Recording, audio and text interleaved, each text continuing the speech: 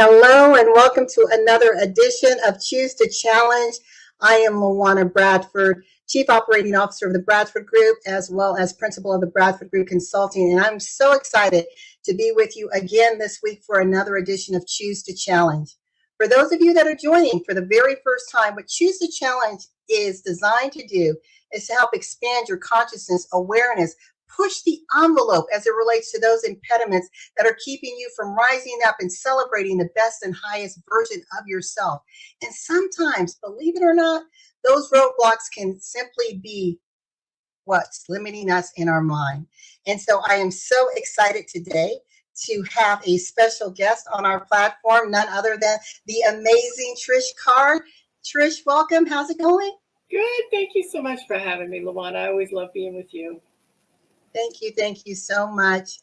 Well, for those of you who do not know who Trish Carr is an international phenomenon. She and her sisters have co-founded an international organization called Women's Prosperity Network.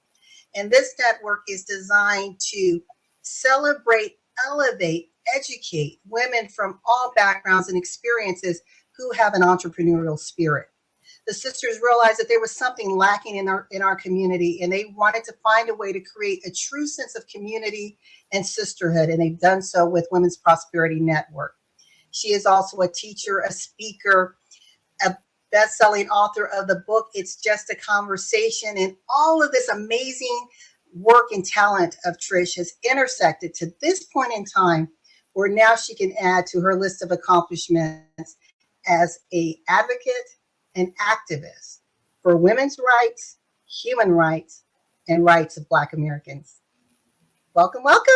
Yes, amen. Rights. Everybody, we all deserve to have those basic human rights.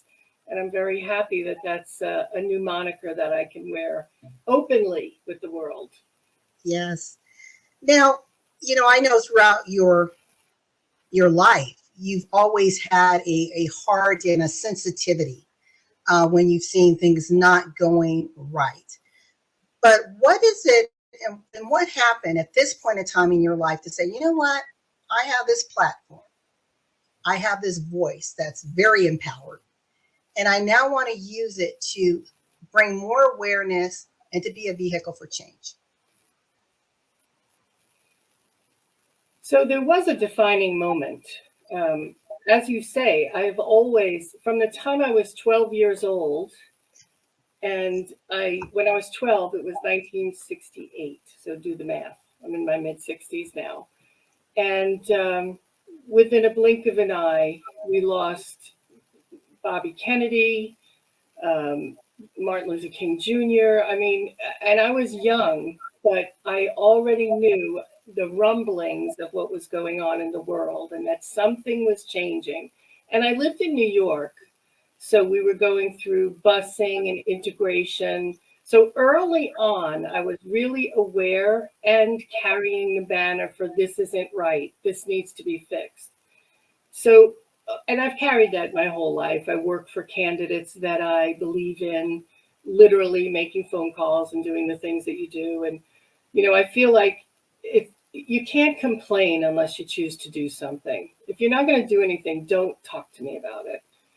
And the defining moment for me to use my current platform was George Floyd was murdered. And I just couldn't take it anymore. I just couldn't take it anymore. Because, I know that people listen to me. For whatever reason, they listen to me.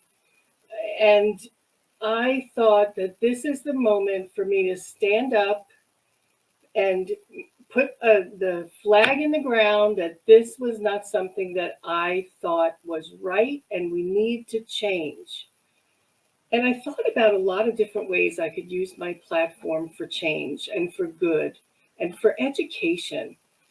And I grappled with the way to do it.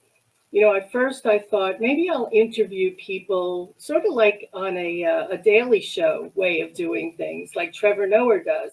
Trevor Noah has the greatest people on. I learned so much from his show and I get introduced to so many people who think differently. So I thought maybe I'd interview people from Black Lives Matter. Maybe I would get in touch with people from Color of Change and all the different types of organizations. But then I was watching TV about 2 weeks, not even, I think it was the week after. And Seth Meyers on his show had his producer and writer, Amber, whose last name is eluding me right now. But every night for a week, the show would start with Amber, a Black woman, getting on and speaking her truth about something that happened to her in her life that was a Black Lives Matter moment, if you will. She did it was funny. She had me cracking up.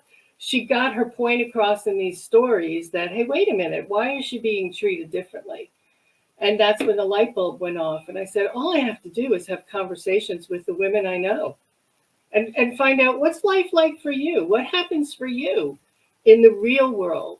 Because I'm socialized white. Nobody's calling me names. Nobody's looking at me differently. Nobody's giving me the feeling that I'm different and that I'm being treated differently. I mean, except that I'm a woman, right?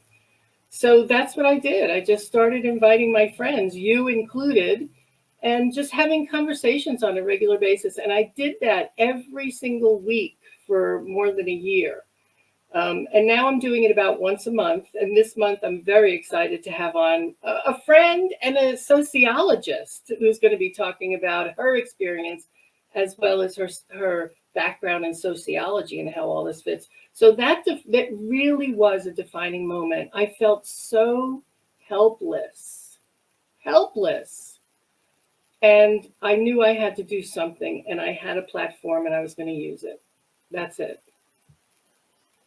And I love that. And I know there's many, many women around just like you who may not have lived the Black experience, but when you saw something, well, like as John Lewis said, find that trouble, that necessary trouble, that good trouble, and you're like, I'm jumping in.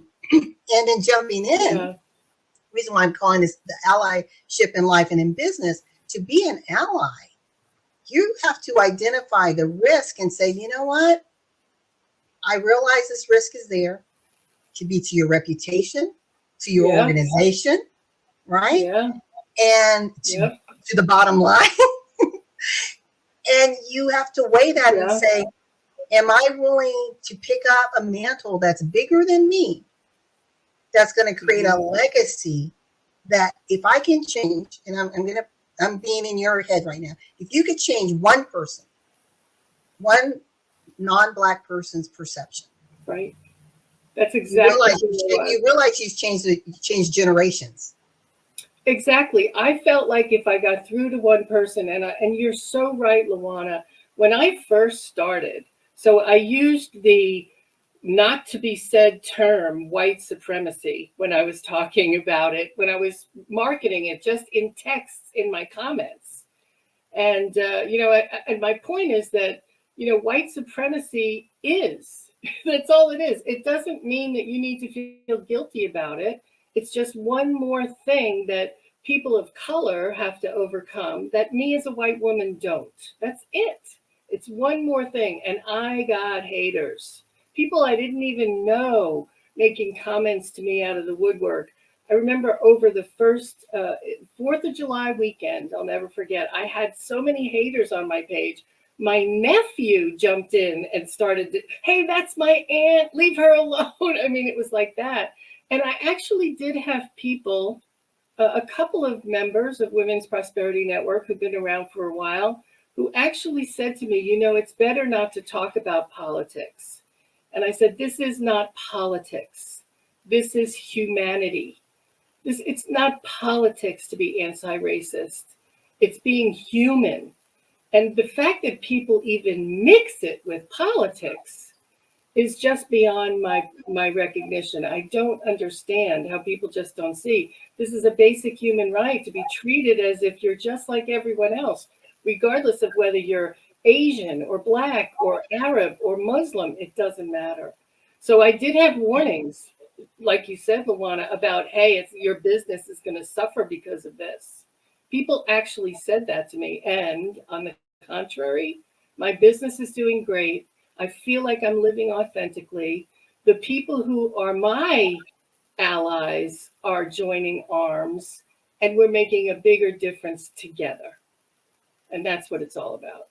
And isn't that beautiful? I think that's what makes life a little spicy, right? Yes. But also fun and expansive, because it places you at this point in your life as a middle-aged white woman who's had all of these wonderful experiences to now say, it's time.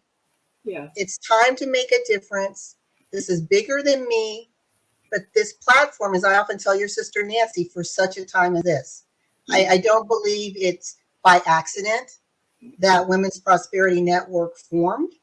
I don't even think it's by accident. And you and I have talked about this, that our paths have intersected, because I remember when George Floyd happened, you and I had a heart to heart conversation. Yes.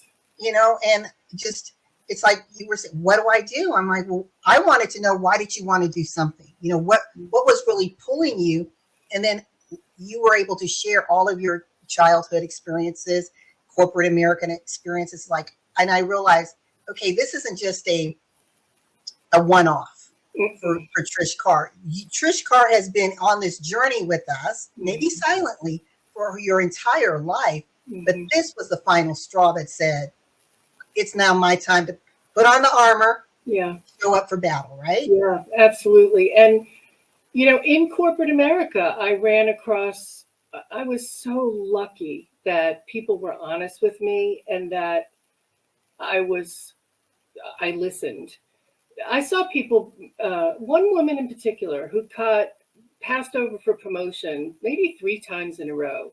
And I was part of the committee to bring in a new supervisor. And when I sat down the 3rd time to tell her why she wasn't going to get it, she said, that's all just smoke and mirrors. She said, I'm not getting it because I'm Black. And I said, don't be silly, Anna.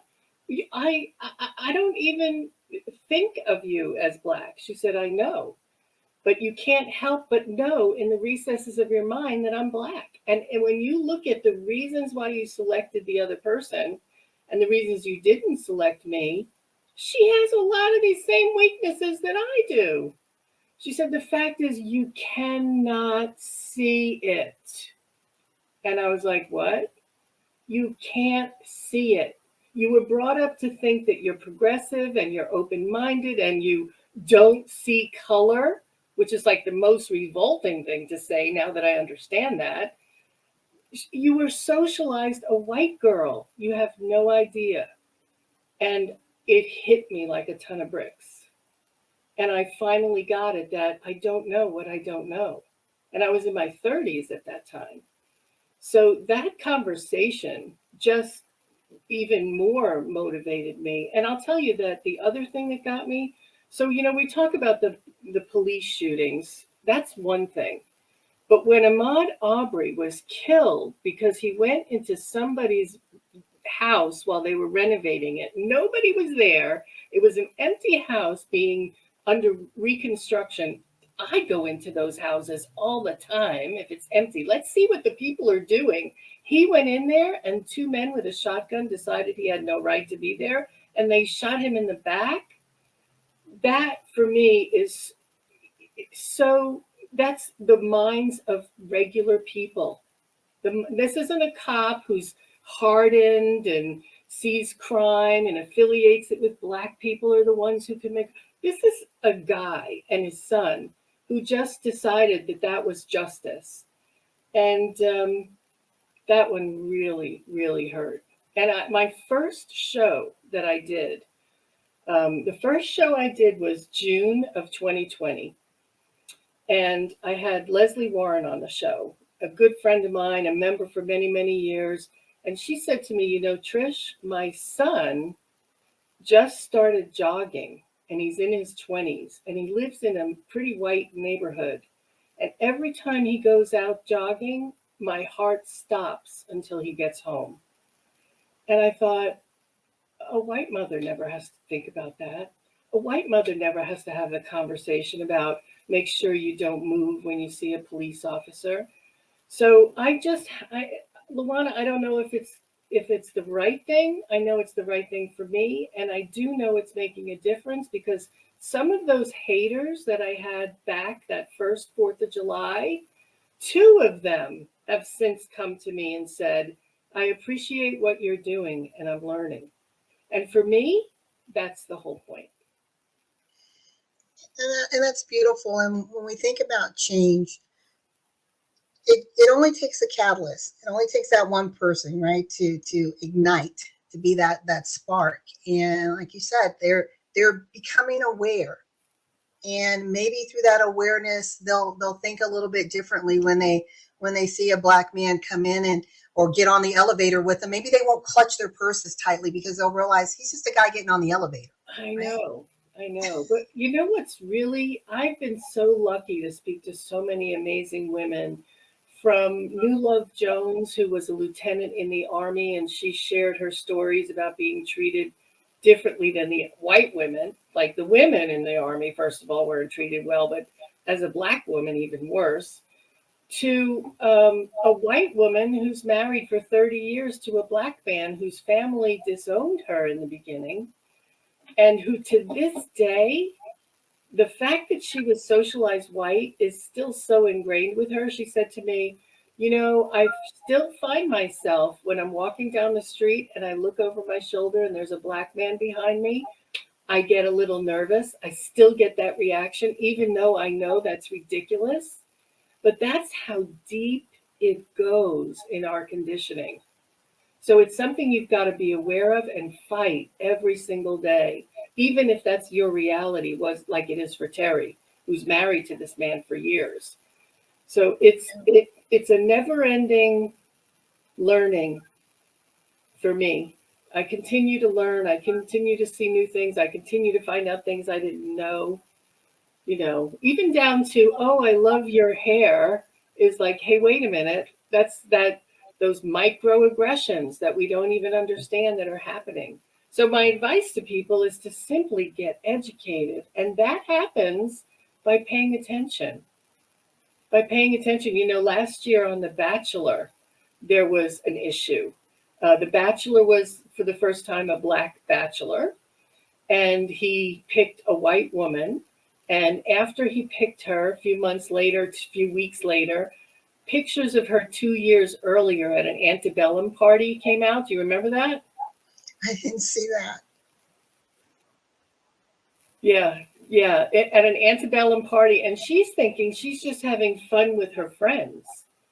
But that's such an affront to a black person who an antebellum, a plantation, represents only one thing. And I get it. What I always hear is, well, that was 200 years ago, and that's not today. And I'm like, it is today. It is today. Instead of putting black men in slavery, we put them in jail now. It's the same thing, but we don't see it. Anna told me this in my 30s, and I still know that I don't see it. So I have to be diligent. And I invite everyone to really consider that you can never understand what another person has been through unless you walk through their shoes for miles and miles. So that's what I'm doing. My best to do is to share those walking shoes of different people so that you can see everybody's different experience. And they're all different. Like you, Luana, your experience was different from a lot of people, right? Yes. Yeah, you grew up overseas, and then when you moved to Arizona, you didn't have any of that U.S. racial stuff because you didn't grow up there. And when you moved to Arizona, you were one of a handful of black people, right? And I think you were the Right. only person at your university. So you really didn't experience it until you moved to the South. Exactly. And what I've learned to embrace, because I've had even blacks, and you and I talked about this. I'm going to revoke your black card. You don't know what the black experience is like. I'm like, no, actually, I do. It's just different from yours, Right. but it's still a black experience. Yeah, absolutely. And everybody's experience is different. And Yes. every person, regardless of color, all of our experiences are different. So many people say, well, you know, when I'm doing a training class or we're having a conversation about how to run your business, people will say, well, my business is different. Well, yes, it is. However, we all share so much of the same experience. And for some reason, we don't embrace other people's experience. And we always think ours is so unique instead of looking for the commonalities, the things that we all experience. We all want love. We all want to be surrounded by people who support us and listen to us. We want to be heard. We want to be respected. Right. If we could just get to that point where that's what we know we all want and to strive to be that, what a great world it would be. Yes, yes, it definitely would. For those of you who are listening, we're at Choose the Challenge. We are here with Trish Carr, a Women's Prosperity Network author of It Is Just a Conversation, speaker, teacher, trainer, activist extraordinaire. And I just salute you all that you're doing, Trish. And we are here talking about allyship in life and in business, and it is Black History Month. And if you're wondering, well, Luana, why do you have a white woman here talking about Black history? Because we know that when we're looking to affect change in our lives, in our community, in our nation, that we need everyone's voice at the table. And when we think about all the strides that women have made, starting with the suffrage movement, African American women were very instrumental in that movement, in white women getting the right to vote in 1920, even though we were not afforded the right to vote until the passage of the Voting Rights Act in 1965. When we think about going back a little bit in time with slavery, all of the progress and strides that were made were in part contributed by the abolitionists who were involved. Again, white women saying, this isn't right. How can I move? How can I be a part of the change? Now let's go into the 70s and 80s when we're dealing with the women's movement. We've all heard the name Gloria Steinem, but many have not heard the name of Dorothy Pittman Hughes, who walked hand in glove with Dorothy Steinem. And because of all of her activism for child rights, welfare rights, that became so integrated in the causes that the women movement was about. And I share this to say, you have Luana Bradford and Trish Carr here. And our sister organizations have a partnership and a unique blend of how we are sharing information with each other and lifting each other up to be voices of change. And I want you, Trish, I'm going to take myself down for a minute, but I'd like you to just leave some words with the audience. Also tell them some of the great things you have going on and how they can be a part of the magic of Women's Prosperity Network. Thank you, Luana. Thank you so much. And thank you for your allyship, for our sister organizations working together.